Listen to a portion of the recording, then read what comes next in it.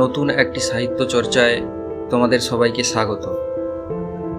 আজকের সাহিত্য চর্চায় রয়েছে ক্লাস 7-এর বাংলা বই থেকে নোটবুক কবিতাটি। এই কবিতার রচয়িতা হলেন বাংলা সাহিত্যের অন্যতম শ্রেষ্ঠ হাস্যরসাত্মক ও কল্পনাশক্তির কবি সুকুমার রায়।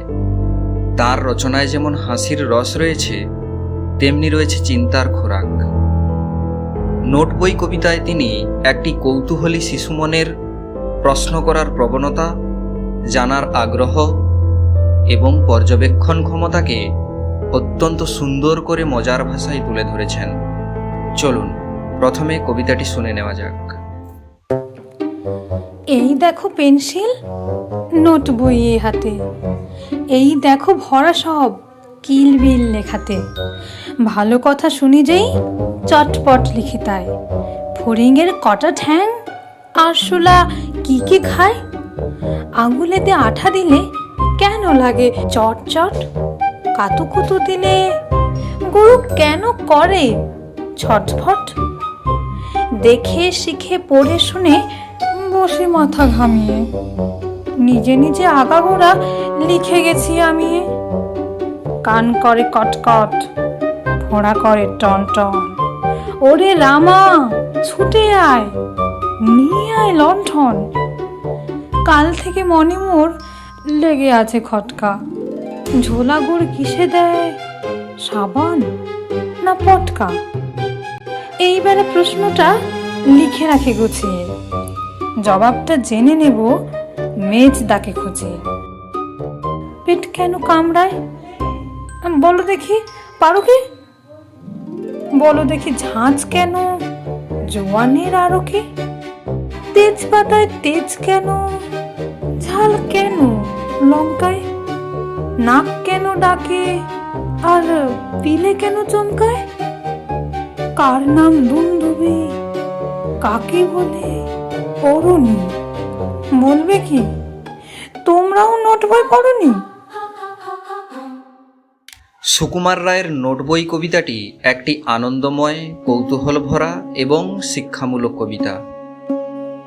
এই কবিতায় কবি একটি কৌতূহলী শিশুর মনের ভাব অত্যন্ত সহজ ও মজার ভাষায় তুলে ধরেছেন। শিশুটির সবসময় নতুন কিছু জানার আগ্রহ, তাই সে সবসময় একটি নোট বই সঙ্গে রাখে।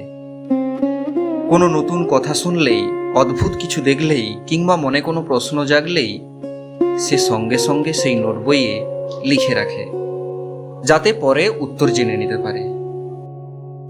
নোট বই কবিতায় শিশুটির মনে একের পর এক মজার প্রশ্ন জাগে, যেমন ফড়িংয়ের কয়টি পা, আরশোলা কি খায়, আঠা হাতে লাগলে কেন চটচট করে, গরুকে কাতুকুতু দিলে কেন ছটফট করে, পেট কেন কামড়ায়, তেজপাতার নাম তেজপাতা কেন, লঙ্কা ঝাল কেন, নাক কেন ডাকে। এমন আরও অনেক প্রশ্ন সে তার নোট বইয়ে লিখে রাখে।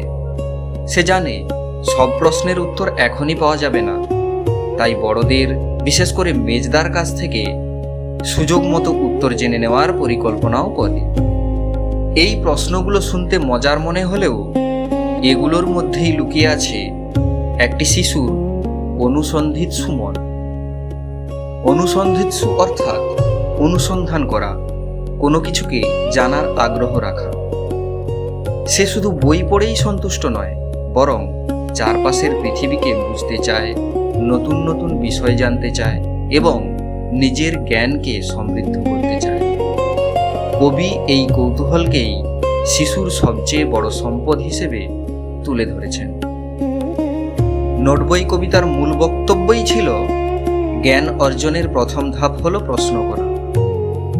যে শিশু প্রশ্ন করতে জানে সেই ধীরে ধীরে নতুন জ্ঞান লাভ করে এবং পৃথিবীকে আরও ভালোভাবে চিনতে শেখে। তাই আমাদেরও উচিত কৌতূহলী হওয়া, নতুন বিষয় জানার চেষ্টা করা এবং প্রশ্ন করতে কখনো সংকোচ না করা। সুকুমার রায় হাস্যরসের মাধ্যমে শিশুদের শেখাতে চেয়েছেন যে শেখার আনন্দই হলো প্রকৃত শিক্ষা। প্রিয় ছাত্রছাত্রীরা, পরীক্ষার জন্য শুধু কবিতাটি মুখস্থ করলেই হবে না, এর মূল ভাবটিও অবশ্যই মনে রাখবে। নোটবই কবিতার মাধ্যমে সুকুমার রায় আমাদের শিখিয়েছেন প্রশ্ন করতে লজ্জা নেই, বরং প্রশ্ন থেকেই শুরু হয় জ্ঞানের পথ চলা।